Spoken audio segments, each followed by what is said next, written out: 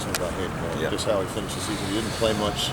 As just circumstances, or what was it? Yeah, well, Hayden was kind of behind the eight ball of not having the experience that Gunner had. So, it's good to have a dozen practices for a bowl game. You can work him a lot more, get him ready, and also the other players, other quarterbacks. So, but Hayden's, he's learned a lot. The way we had made him compete during practice, I think he's a little bit farther along than he would be. But he's going to be a good quarterback. What about just the big splash he made when he first started playing? And obviously he's not going to keep that up. No quarterback could. But how did he deal with not playing that much, or just, I don't know, just in general, what do you accomplish? Well, hopefully mentally he struggled not playing, because you want everybody competing and play. And so Hayden's a guy that you knew he was going to go down from where he started.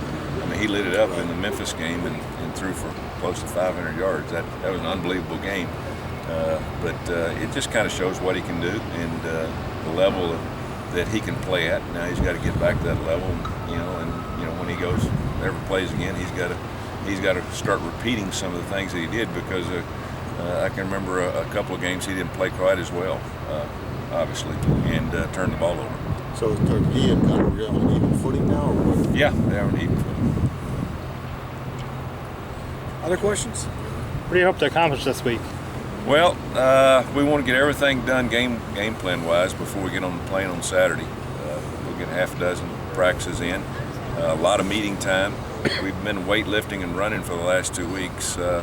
We need to get 4 or 5 guys back 100% healthy with their ankles. We had ankle issues this year, and so it gives their mind a chance to rest too. It's a long season. You put 12 game plans in, and everything kind of starts running together. So hopefully we raced everything. Guys kind of got mentally ready to go again after 2 weeks of being laid off, and you can tell out here their step is a little bit better. They're looking forward to finishing up this week's practice, going to practice in Hawaii a few days. But it'll be a fun week for them. We're going to work the younger guys quite a bit too. Going to Hawaii, what kind of toll does that take on your team?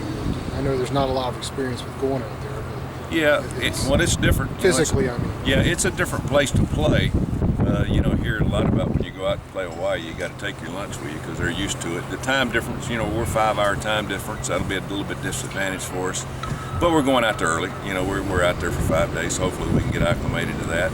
We play at 3 in the afternoon, which will be 8 here, so that shouldn't be a problem. It's probably going to be a lot more humid, and a lot more heat there. So we'll see what happens. I think our guys will be able to handle it. Fortunately for us, we hadn't had real cold days here, and we've had some good sunshine. So it'll get cooler as the week goes on. But when we get out there Saturday, we're getting off the plane, going straight to practice. So we'll get a little bit of heat real quick. Anything else? Thank you, gentlemen. All right.